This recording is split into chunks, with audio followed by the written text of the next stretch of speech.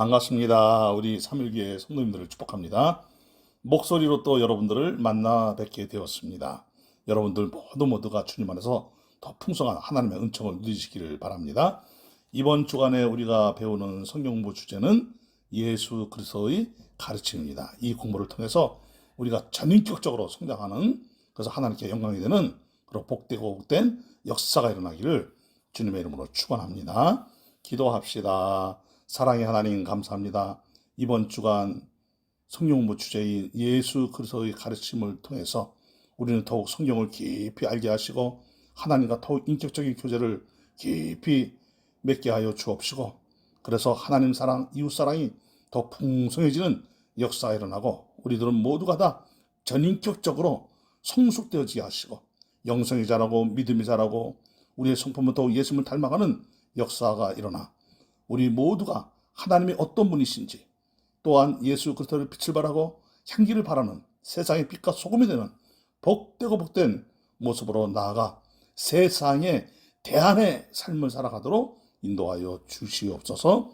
세상의 대안이 되는 교회를 세워가도록 인도하여 주옵소서. 세상에 희망을 주는 삶을 살아가도록 인도하여 주옵소서. 예수님의 이름으로 기도드리옵나이다.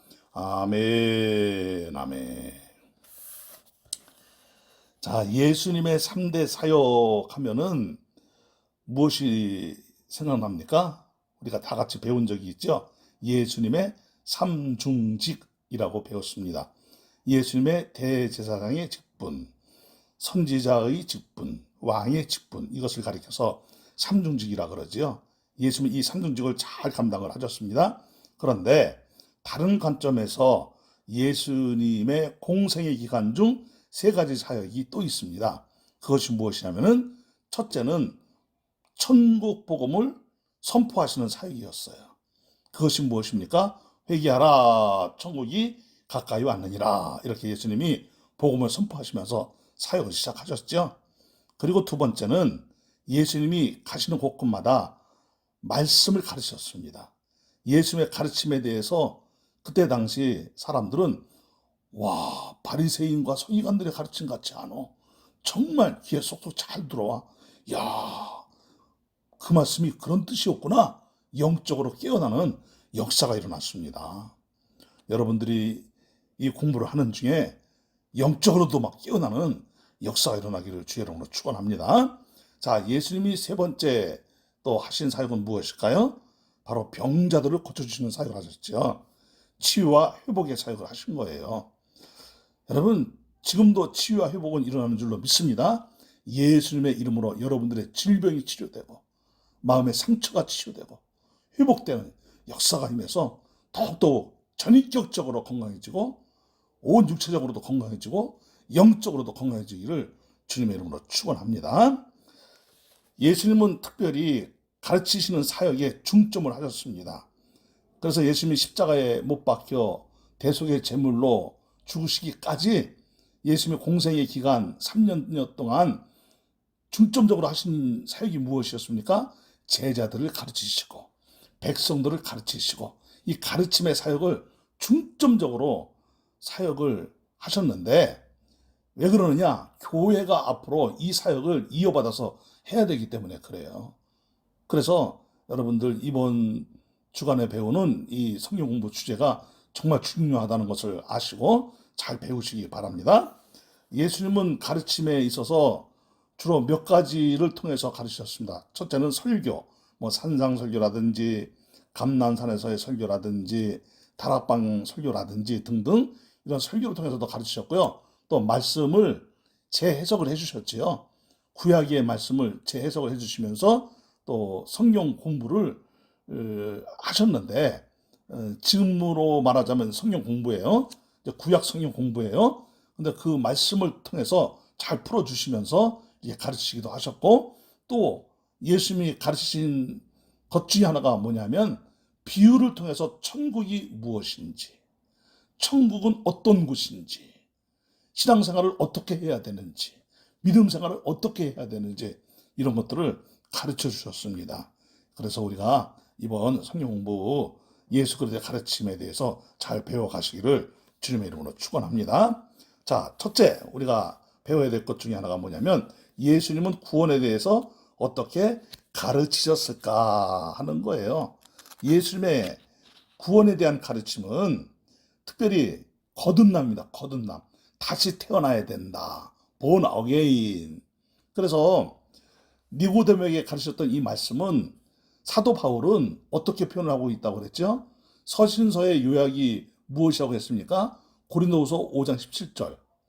복음서의 요약은 그렇죠. 요한복음 3장 16절.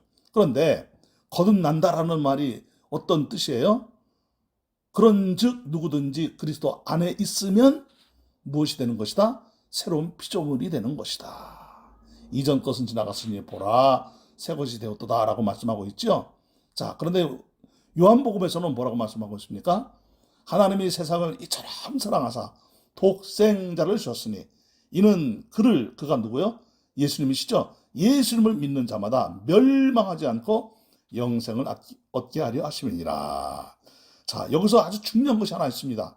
자, 영생을 얻는다는 것이 뭐냐? 그것이 바로 요한복음 1장 12절 말씀이에요. 영접하는 자, 곧 그 이름, 즉 예수님을 믿는 자들은 누구의 자녀가 되는 거예요? 하나님의 자녀가 되는 권세를 주셨으니.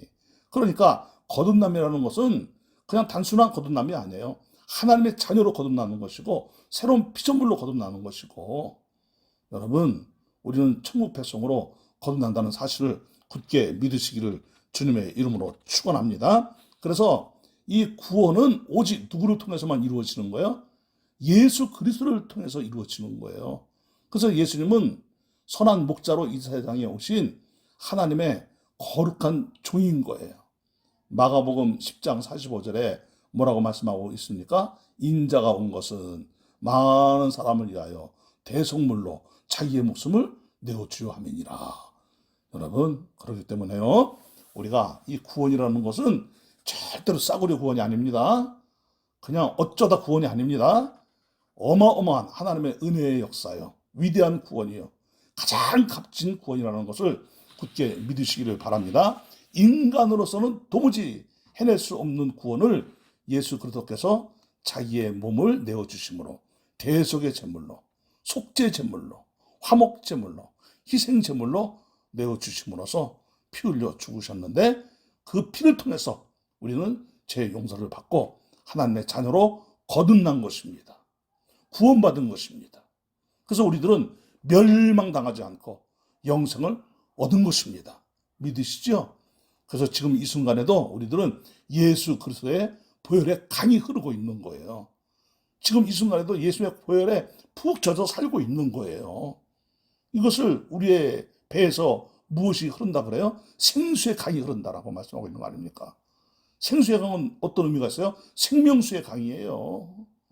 여러분, 우리가 예수님을 통해서 구원받은 것은 엄청난 것입니다. 늘 구원의 기쁨과 감사가 넘쳐나시기를 주님의 이름으로 축원합니다.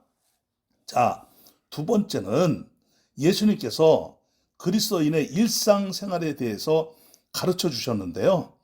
우리가 깊이 생각해 봐야 될 것 중에 하나가 뭐냐면 예수님께서는 마태복음 5장 33절부터 48절에서 맹세하지 말 것과 또 한쪽 뺨을 얻어맞으면 다른 뺨을 내밀 것과 또 원수를 사랑하는 것에 대해서 가르쳐 주셨는데 이것을 일상생활이라고 표현한 이 책을 쓴 저자의 의도는 무엇일까? 여러분, 저는 이렇게 생각을 합니다. 정말 중요한 것이 하나 있는데 우리의 삶이 남에게 보이기 위한 행위가 절대로 아니라는 거예요. 예수님이 그것을 가르쳐 주신 거예요. 남에게 잘 보여야 돼. 잘 보이기 위해서, 자기를 자랑하기 위해서 우리가 어떤 행위를 해야 하는 그런 존재가 아니라는 거예요. 자기를 과시하기 위해서 헛되이 맹세를 하고, 야, 내가 이래봬도 이런 사람이야. 그래서 자기가 하는 일에 대해서 막 광고를 하고, 그리고 원수들을 제압을 하면서, 야, 내가 원수보다 이렇게 힘이 센 사람이야. 이렇게 자기를 과시하는 그런 존재가 결코 아니라는 것입니다. 일상생활에서 하나님의 자녀답게, 구원받은 백성답게, 예수 그리스도의 보혈이 흐르는 사람답게 우리는 이 세상에 빛과 소금으로 예수의 모습을 또한 보여주고 하나님을 나타내는 그런 삶을 살아야 될 줄로 믿습니다. 예수님이 특별히 또 우리에게 무엇을 가르쳐 주셨습니까? 기도에 대해서 가르쳐 주셨어요. 여러분, 기도는 영적인 호흡이라 그러지요. 말씀이 우리에게 영적인 양식이라고 한다면 기도는 영적인 호흡입니다. 그런데 이 기도는요, 예수님께서 우리에게 가르쳐 주신 기도의 모습은 어떤 모습입니까? 골방에서 은밀하게. 여러분, 그런데 이것은 꼭 기도는 골방에 들어가서 하라는 것입니까? 나 이래봬도 기도하는 사람이야. 이런 식으로 기도하지 말라는 거죠. 그래서 기도는 어떻게 해야 됩니까? 간절하게, 겸손하게, 그리고 그렇죠, 정직하게. 이게 기도의 세 가지 중요한 모습이에요. 기도는 여러분 절대로 자기를 과시하기 위해서 하는 것이 아닙니다. 하나님께 무엇을 막 얻어내기 위해서 하는 것이 아니에요. 기도는 간절하게, 겸손하게, 그리고 정직하게 해야 되는데, 그런데 기도는 믿음으로 하는 거예요. 하나님의 뜻을 구하는 거예요. 때로는 하나님의 뜻이 어디에 있는지 잘 모르겠어요. 근데 상황이 너무 위급해요. 상황이 너무 안 좋게 돌아가고 있는 거예요. 이러다가 큰일이 막 일어날 것 같아요. 그래서 그럴 때는 어떻게 기도해야 되는 거예요? 금식하면서 기도해야 되는데, 나 이래봬도 금식 기도한다, 막 광고를 하면서 막 금식하는 사람처럼 막 힘이 없어가지고, 나 이래봬도 나 금식한다, 지금 벌써 내가 3일째 금식하고 있어, 내가 일주일째 금식하고 있어, 힘들어. 이런 모습으로 기도하지 말고 마치 금식을 하면서도 금식 안 하는 사람처럼 그렇게 기도하라는 거죠. 그러니까 기도는 절대로 자기를 드러내기 위해서 기도하는 것이 아니에요. 하나님과 내가 영적으로 깊은 교제 가운데로 들어가서 하나님의 뜻을 묻고 하나님의 뜻을 행하려고 하나님께 자꾸 질문하고, 또 간절하게 하나님께 문제를 해결해 달라고 간절한 마음으로 하나님께 자꾸 막 이렇게 기도하지만은 결국은 그 기도조차도 누구의 뜻을 이루기 위한 기도라는 거예요? 그렇죠. 하나님의 뜻을 이루기 위한 기도라는 거예요. 그러니까 우리 일상생활은 늘 하나님의 뜻을 행하는 일상생활이 돼야 된다는 것입니다. 믿습니까? 그리고 우리들은 늘 겸손하게, 그리고 거룩하게, 진실되게, 그리고 아름다운 모습으로, 사랑의 모습으로 우리가 이렇게 일상생활을 통해서 예수의 빛을 발하고 하나님의 거룩함을 드러내고 하나님의 역사하심을 드러내는 그런 성도로 나아가야 될 줄로 믿습니다. 자, 세 번째는 예수님이 무엇을 가르쳐 주셨을까요? 바리새인과 거짓 교사들에 대한 예수님의 가르침이 있었습니다. 특별히 예수님은 거짓 교사와 위선자들을 심히 어떻게 하셨습니까? 야단을 치셨죠. 비방을 하셨다라고 말씀하셨는데, 이것은 어떤 의미가 있느냐 하면 다른 말이 아니에요. 여러분, 우리에게 예수님께서 이 바리새인과 거짓 교사들에 대한 가르침을 한 이유는 우리들도 똑같이 바리새인처럼 거짓 교사들처럼 위선자가 되라는 거예요? 되지 말라는 거예요. 위선자가 되지 말라는 거예요. 그런 척, 안 그런 척, 괜찮은 척, 척 박사가 되지 말라는 뜻입니다. 여러분, 우리 예수님께서 위선자가 되지 말라고 하신 말씀을 정말 우리는 마음 깊이 새겨들어야 돼요. 위선자들에 대한 이 경고의 말씀을 우리는 정말 마음 깊이 새겨들어야 된다, 이 말씀이에요. 그래서 우리가 우리 자신도 위선자가 되지 말고, 그리고 위선자들의 말에 속지도 말고, 그래서 세상에 정말 위선자들 많거든요. 그런 위선자들의 말에 속지도 말아라. 이것을 우리는 정말 잘 깨달아야 됩니다. 세상에는요, 양의 옷을 입은 노략질하는 누가 있어요? 이리들이 있어요. 겉은 양이에요. 근데 속은 이리가 있는 거예요. 겉으로는 양처럼 아주 선한 모습인데 속은 이리처럼 아주 악한 모습으로 사는 위선자들이 있거든요. 절대로 우리는 그런 식의 삶을 살아서는 안 되고 그런 사람이 돼서도 안 될 줄로 믿습니다. 겉과 속이 같은 사람. 그러니까 수박이 되면 안 된다 이것이에요. 겉은 파란데 속은 빨갛고, 겉은 안 그런 척하고 그냥 겉은 고상한 척하고, 겉은 겸손한 척하고, 겉은 예수 잘 믿는 척하고, 그런데 속은 전혀 막 죄가 가득하고 막 악한 모습이 있고 더럽고 추한 모습이 있고 막 절대로 그래서는 안 되겠죠. 그래서 앤드류 모레이가 말했던 것처럼 첫째도 겸손이요, 둘째도 겸손이요, 셋째도 겸손이요. 아멘. 여러분, 사도 바울이 빌립보서에서 뭐라고 말씀하고 있습니까? 빌립보서 2장 5절에 너희는 누구의 마음을 본받으라? 예수 그리스도의 마음을 본받으라. 예수님처럼 살라는 거 아닙니까? 겸손히 종의 모습으로 자기를 막 드러내고 위선자가 되어서 이래봬도 내가 이런 사람인데 이렇게 하지 말고 철저하게 우리는 진실한 사람으로, 겸손한 사람으로, 정직한 사람으로 나아가시길 바랍니다. 불법이 정말 성행하는 시대입니다. 사람들이 죄를 뻗어시 씌워놓고도 안 그런 척, 괜찮은 척, 이런 시대에 우리는 정말 이 시대에 야 예수 믿는 사람을 봐라, 이 저 삼위교회 다니는 성도들을 봐라, 저들은 진짜 세상을 바르게 사는 사람이야, 진실되게 사는 사람들이야, 이런 소리를 들어야 될 줄로 믿습니다. 자, 네 번째는 청지기의 직분에 대해서 예수님이 가르쳐 주셨는데요. 특별히 시간, 돈, 또 재능, 우리에게 있는 모든 것, 그러니까 심지어는 건강까지 다 누구의 것입니까? 하나님의 것이에요. 내 것이라고 할 것이 단 한 개라도 있습니까? 없어요. 다 하나님이 우리에게 위임해 주신 거예요. 이것을 우리는 바르게 사용해야 되고 잘 사용해야 될 줄로 믿습니다. 그래서 청지기의 직분은 뭐냐? 우리 인생 자체가 청지기예요. 하나님께서 맡겨주신 그 삶을 사는 것인데 우리가 살아가는 내내 하나님의 뜻을 이루는 청지기의 역할을 하는 것이거든요. 그래서 우리 인생이 달란트의 인생이고, 또 누가복음 19장에서 말씀하고 있는 것처럼 문화를 받은 종들과 같은 문화 받은 종들의 인생으로 우리가 사는 거예요. 그래서 달란트는 무엇입니까? 문화는 무엇입니까? 받은 만큼 내가 최선을 다해서 하나님의 뜻을 이루어 가는 거거든요. 이것이 바로 청지기의 인생인 거예요. 그래서 저나 여러분들이나 하나님이 주신 건강, 재능, 물질, 또 우리가 소유한 모든 것들 다 하나님의 영광을 위해서 아름답게 사용하는 역사가 일어나기를 주님의 이름으로 축원합니다. 자, 보세요. 사나 죽으나 우리가 누구의 것이로다? 그렇죠. 주님의 것입니다. 그래서 살든지 죽든지 먹든지 마시든지 다 누구의 영광을 위하여 하라? 하나님의 영광을 위하여 하라. 그래서 우리가 정말 철저하게 청지기의 사명을 감당하는 우리 모두가 다 되시기를 주님의 이름으로 축원합니다. 자, 아주 중요한 것이 있습니다. 다섯 번째죠. 예수님 무엇을 가르쳐 주셨을까요? 천국과 지옥에 대해서 가르쳐 주셨어요.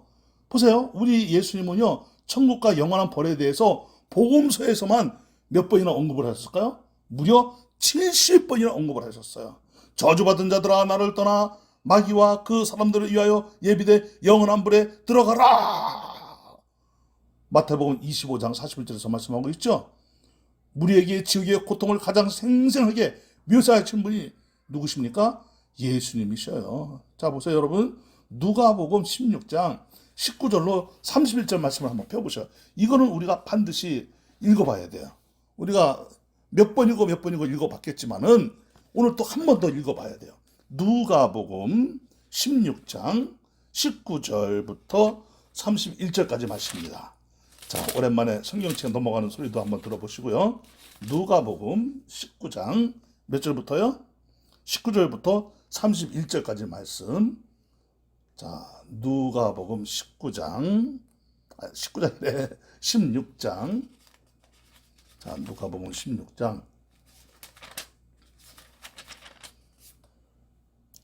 자, 19절부터 있습니다. 19절. 다 같이 한 목소리 읽을까요? 자, 시작.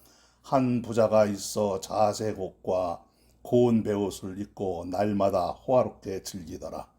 그런데 나사로라 이름하는 한 거지가 헌데 투성이로 그의 대문 앞에 버려진 채 그 부자의 상에서 떨어지는 것으로 배불리려고 하매 심지어 개들이 와서 그 헌대를 핥더라. 이에 그 거지가 죽어 천사들에게 받들려 아브라함의 품에 들어가고 부자도 죽어 장사되매 그가 음부에서 고통 중에 눈을 들어 멀리 아브라함과 그의 품에 있는 나사로를 보고 불러 이르되 아버지 아브라함이여 나를 긍휼히 여기사 나사로를 보내어 그 손가락 끝에 물을 찍어 내 혀를 서늘하게 하소서. 내가 이 불꽃 가운데서 괴로워하나이다. 아브라함이 이르되 예, 너는 살았을 때에 좋은 것을 받았고 나사로는 고난을 받았으니 이것을 기억하라. 이제 그는 여기서 위로를 받고 너는 괴로움을 받느니라. 그뿐 아니라 너희와 우리 사이에 큰 구렁텅이가 놓여 있어 여기서 너희에게 건너가고자 하되 갈 수 없고 거기서 우리에게 건너올 수도 없게 하였느니라. 이르되 그러면 아버지여 구하노니 나사로를 내 아버지의 집에 보내소서. 내 형제 다섯이 있으니 그들 중에 그들에게 증언하게 하여 그들로 이 고통받는 곳에 오지 않게 하소서. 아브라함이 이르되 그들에게 모세와 선지자들이 있으니 그들에게 들을지니라. 이르되 그렇지 아니하나이다. 아버지 아브라함이여 만일 죽은 자에게서 그들에게 가는 자가 있으면 회개하리이다. 이 31절 무지하게 중요해요. 31절 시작. 이르되 모세와 선지자들에게 듣지 아니하면 비록 죽은 자 가운데서 살아나는 자가 있을지라도 고난을 받지 아니하리라 하였다 하시니라. 아멘. 아멘이죠. 아멘입니다. 아멘. 아멘. 아멘. 여러분 이 말씀이 주는 의미가 무엇이에요? 예수는 분명히 천국을 말씀하시고 지옥을 말씀하셨죠. 예수님이 제일 먼저 선포한 말씀이 무엇입니까? 회개하라. 무엇이 가까이 왔느니라? 하나님 나라가 가까이 왔느니라. 여러분 이 세상에 있는 모든 것들은 다 지나갑니다. 끝이 납니다. 그런데 두 가지만 영원한 거예요. 이 두 가지만 영원한 것인데 그 두 가지가 무엇입니까? 천국과 지옥이에요. 어떤 사람은 천국에서 영원히 사는 것이고 어떤 사람은 지옥에서 영원히 사는 것이고 그런 거예요. 예수 생명이 있는 사람들은 천국에서 영원히 사는 것이고 예수 생명이 없는 사람들은 지옥에서 영원히 사는 거예요. 그러니 여러분 예수님께서 천국과 지옥을 말씀하셨으니까 있는 천국이 어디로 갑니까? 있는 지옥이 어디로 갑니까? 지옥 같은 세상에 무슨 천국 얘기를 하고 지옥 같은 세상에 무슨 지옥 얘기를 해? 과학이 발달하면 발달할수록 여러분 세상이 발달하고 발전하면 또 발달하고 발전할수록 세상에는 무엇이 늘어나겠지요? 그렇죠. 무신론 사상이 늘어나는 거예요. 그러나 예수 믿는 사람들은 아닙니다. 아닙니다. 예수님 분명하게 말씀하셨습니다. 예수 믿는 과학자들이면 과학을 통해서 하나님을 드러내려고 애를 쓰는 거예요. 문학을 하는 사람들이면 문학을 통해서 하나님은 살아계십니다. 예수 믿어야 구원받습니다. 그렇게 살려고 애를 쓰는 거예요. 그래서 저나 여러분들이나 그냥 예수님 믿는 모습으로 사는 게 중요해. 이것이 아니라 예수를 믿으면 천국이요. 예수님을 안 믿으면 지옥입니다. 이것을 당당하게 말할 수도 있고 보여줄 수도 있는 그런 모습으로 우리가 살아야 될 것입니다. 천국과 지옥은 분명히 있다 없다? 있습니다. 믿습니까? 아멘이죠? 아멘이죠? 할렐루야, 할렐루야. 자, 6번째. 열매 맺는 것에 대해서 예수님이 가르쳐 주셨죠?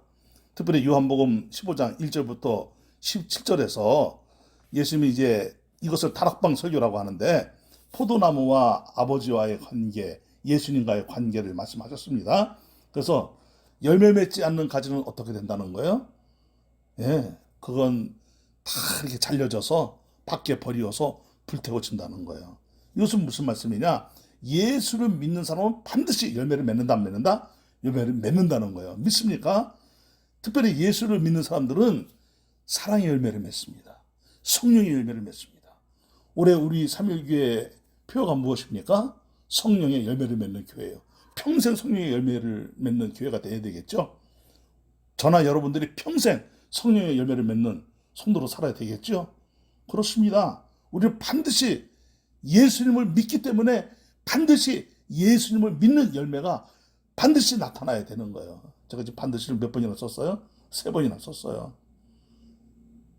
그러니까 예수를 정말 믿는 사람은 열매를 반드시 맺고 그 열매가 분명하게 하나님께 영광을 돌리는 역사가 일어나는 것입니다.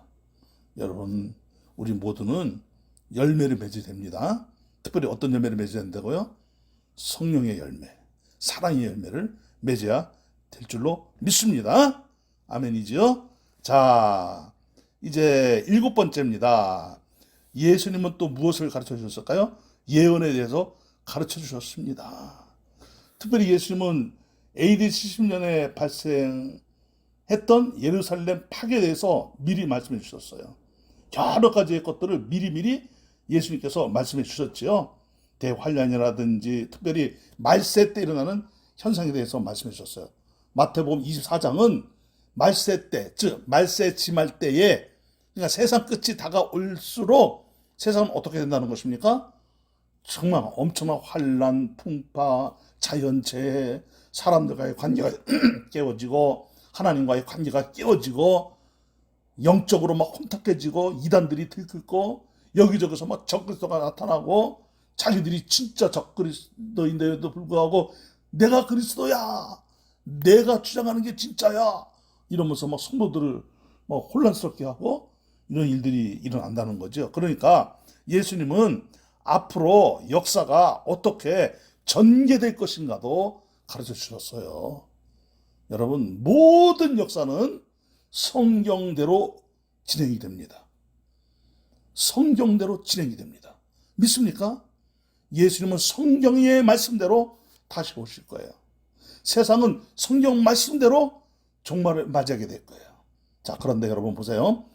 우리가 성경 전체를 통해서 하나님의 심판이 있을 때, 평안할 때, 잘 나갈 때 하나님의 심판, 하나님의 징계가 임한 적이 단 한 번이라도 있을까요? 없습니다. 전혀 없습니다. 다 죄악으로 가득 차고, 그리고 하나님과 관계가 멀어지고 우상이 막 들끓고 이럴 때 하나님이 징계하시고 심판을 하셨어요. 똑같은 현상이 이제 전 우주적으로, 전 지구적으로 일어나게 될 터인데, 그러니까 무엇 때문에 망하는 겁니까? 죄 때문에 망한다 이 뜻이에요. 그러니까 예수님의 예언이 뭐예요? 인류는 죄 때문에 망한다. 죄 때문에 망한다. 근데 이 죄를 벗어날 수 있느냐? 벗어날 수 없다. 제가 여러분에게 설교를 통해서 말씀드린 적 있죠? 구원의 복음이 전파돼서 세상이 변화되는 스피드와 세상 죄악의 스피드 중에 어느 것이 더 빠르냐? 죄악이 훨씬 더 빠릅니다. 그러니까 이 세상에 천국이 이루어지는 게 아니에요. 유토피아가 이루어지는 것이 아니에요. 우리는 우리들의 거듭난 이 삶을 통해서, 구원받은 성도의 삶을 통해서 천국을 보여주고 하나님과 영원히 함께하는 영생 복락의 저 영원한 천국의 소망을 보여주고 예수님을 드러내주고 하나님이 어떤 분이신가를 드러내주는 그런 삶을 사는 거지, 우리가 이 세상을 변화시켜서 이 세상을 유토피아를 만들어야 돼, 이런 세상을 건설하기 위해서 우리가 사는 것이 절대로 아닙니다. 아무리 그렇게 우리가 애를 써도요, 세상에서 일어나고 있는 죄악의 스피드를 따라갈 수가 없어요. 그런데 놀라운 것은 아무리 세상의 죄악의 스피드가 빠르다 할지라도, 이 복음의 역사를 능가하다 할지라도 예수를 믿는 사람은, 진짜 성령으로 말미암아 예수를 정말 믿는 사람은 전혀 흔들림이 없어요. 아무리 세상에 죄악이 가득하고요, 온갖 편법이 가득하고요, 불법이 성행해도요, 예수 믿는 사람은 말씀대로 사는 거예요. 끝까지 무엇을 지키는 거예요? 믿음을 지키는 거예요. 끝까지 누구를 잘 믿는 거예요? 예수를 잘 믿는 거예요. 끝까지 말씀을 붙잡고 바르게 사는 거예요. 믿습니까? 이게 다른 거예요. 이것이 누구의 가르침이다? 예수님의 가르침이다. 그러면 예수님의 가르침 중에 요약을 하자면 2개가 딱 남아요. 물론 이 2개밖에 없다는 뜻은 아닙니다. 요약을 하자면 2개에 다 어떻게 된다? 이 2개로 다 모아지게 된다. 결국은 무엇으로부터 우리 그리스도인들의 삶이 계속해서 거룩하고 진실되고 아름답고 겸손하게 그리고 성실하게 정직하게 뻗어갈 수 있느냐? 그게 바로 하나님의 사랑의 힘이다. 은혜의 힘이다. 그러니 우리가 예수를 믿고 거듭나면 하나님을 사랑하고 그리고 이웃을 내 몸처럼 사랑하는 이 사랑의 열매를 맺고 사랑하는 사람으로 변화된다는 것은 지극히 당연한 것이다 라는 것을 우리에게 보여주고 있는 것입니다. 그래서 여러분, 우리는 정말 예수님에 대해서 배우면 배울수록, 성경에 대해서 알면 할수록, 그리고 우리가 더 영적으로 깨어있으면 깨어있을수록, 더 믿음이 좋으면 좋을수록, 신앙의 열렬이 깊어지면 깊어질수록 우리는 어떤 삶을 살아야 됩니까? 하나님 사랑, 이웃 사랑이에요. 거기에서 무슨 힘이 나오는 거예요? 거룩의 힘, 담대함, 용기, 인내, 진실함, 정직함, 이런 것들이 나오는 거예요. 그리고 성령의 열매를 주렁주렁 맺는 그런 삶으로 뻗어가는 거예요. 이런 아름다운 역사가 우리 모두에게 일어나기를 축복합니다. 그래서 우리 사무엘교회는 늘 가르침에 대해서, 즉 말씀 배우는 것을 즐거워하는 교회가 되어야 됩니다. 시편 1편 2절에 있는 말씀처럼 주야로 말씀을 묵상하고 그 말씀 따라 행하는 것을 기뻐하고, 즉 말씀 배우는 것을 기뻐하고, 그래서 교회에서 말씀 가르치는 것에 대해서 나 저거 다 알아, 예전에 다 배웠어, 지식적으로 생각하는 것이 아니라 맞아, 저 말씀대로 살아야 돼, 성경 말씀대로 살아야 돼, 성경 공부한 대로 살아야 돼, 말씀 묵상을 하는 대로 살아야 돼, 맞아 가르침을 잘 받아야지, 또 가르침을 받은 대로 또 살아야지, 배운 대로 살아야지. 여러분, 이런 결단들이 있기를 주님의 이름으로 축원합니다. 질문은 여러분들이 스스로 해보시기 바랍니다. 역시 자가주도 학습. 여러분들이 질문을 공부함으로써 강의 들은 것과 여러분들의 교재를 잘 보시면서 답도 달아보시고, 여러분들이 더 이 성경 공부 주제를 통해서 풍성하게 배움의 시간들이 되시기를 주님의 이름으로 축원합니다. 기도합시다. 사랑의 하나님, 감사합니다. 오늘도 이렇게 저희들이 공부를 했습니다. 예수님이 무엇을 가르쳐 주셨는지, 예수 그리스도의 가르침에 대해서 공부를 했습니다.